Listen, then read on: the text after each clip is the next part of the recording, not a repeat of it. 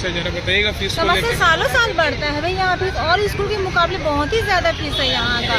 हर साल मतलब तीन बार लेता क्वार्टरली, उसमें फीस बढ़ता है। और प्लस बोलता ऑनलाइन करने से 80 रुपये एक्स्ट्रा चल जा रहा है। पता नहीं क्या ऐप का काट रहा है, क्या काट रहा है। ऑफलाइन जमा नहीं लेता। अभी तो आएंगे तो बोलेंगे कि देखिए मेरा जो पिछला का है सब, तो जितना पैसा उस बार 60 रुपये 70 रुपये एक्स्ट्रा जा रहा है। चलिए लेट फीस है, हम समझ है 50 रुपये, लेकिन एक्स्ट्रा फिर क्या चीज़ जा रहा है। री एडमिशन और बिल्डिंग मेंटेनेंस के नाम पे भी कुछ फीस हाँ, लिया जा रहा है। 10,500 इस बार लग रहा है प्री क्लास का। 3 महीने का फीस है, क्वार्टरली है। और वही मेंटेनेंस फीस, डायरी और सब मिला जुला के बस 10,500। पिछले बार 9,000 कुछ रुपये लगा था। मतलब ये सालों साल बढ़ता ही जा रहा। और मुकाबले देखिए स्कूल बहुत ज़्यादा री एडमिशन में बहुत लूट रहा है। क्या कुछ कहना चाहेंगे सरकार को? कहना चाहेंगे कुछ करिए इस मामले। हम लोग बोलेंगे तो बोले मत पढ़ाइए, सरकारी स्कूल में जाइए, यही तो बोलते हैं। कौन बोलता है? वो आएंगे बोलेंगे तो बोले दूसरा पेरेंट्स चलिए सपोर्ट करिए, तो क्या बोलेगा हमको तो झमेला में नहीं पढ़ना। तो आदमी सोच सब चुप हो जाता है कि अब झमेला में कौन पढ़ेगा, भाई छोड़ रहा है अकेले तो कुछ होने आने वाला है नहीं। इसी चक्कर अभी चुप से पढ़ा रहा है। तो हटाओ, सरकारी में डालो कहीं और ले जाओ, सीधा सी बात है। सारा है ना। पहला मामला यह है कि 3 महीने का फीस एक बार क्यों लिया जा रहा है? मेंटेनेंस फंड लिया जा रहा है। नहीं, पहले बात है 3 महीने का फीस एक बार क्यों लिया जा रहा है? आपको क्या 3 महीने की सैलरी मिलती है एडवांस में? क्या मिलती है? कभी किसी को मिलती है बता दे? या टीचर क्या अपने प्रिंसिपल क्या अपने टीचर को देता है क्या? किसी भी कर्मचारी को 3 महीने का एडवांस सैलरी देते हैं क्या? अगर उनको नहीं मिलता है तो हम लोग 3 महीने का एडवांस सैलरी क्यों दें?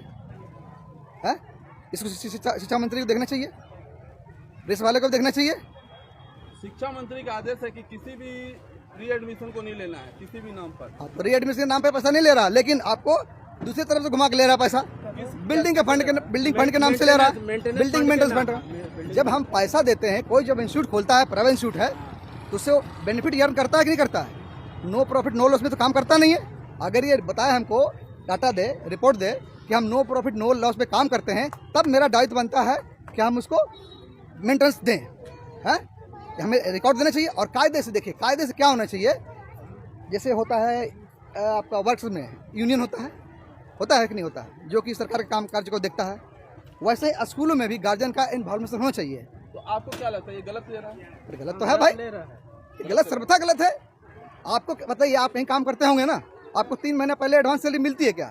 जब मिल नहीं पाती तो कहाँ से गार्जियन दे पाएंगे? कौन स्कूल में बच्चे पढ़ते हैं आपके? मेरे बच्चे केला पब्लिक स्कूल बरमाइंस में 9th में, एक 4th में। नाम क्या हुआ आपका? मेरा नाम आदर्श कुमार है। वो सब हटाने के लिए हम लोग नाम घुमा के लोग लगा फंड पे पेमेंट भी, हर महीना का पेमेंट भी बढ़ाया हुआ है, हर चीज़ है। चलिए सर, क्या समस्या हो रही है मामले को जरा बताइएगा स्कूल के नाम। लेकिन पेमेंटली मंथली जहाँ होना चाहिए था, मंथली हटा के 3 महीने क्वार्टरली कर दिया है, कंपलसरी देना है।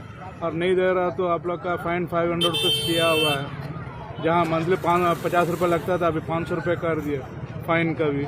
क्या लग रहा है 3 महीने में एक बार कितना पैसा देना पड़ता है? 3 महीने में करीबन 6,500 7,000 रुपये।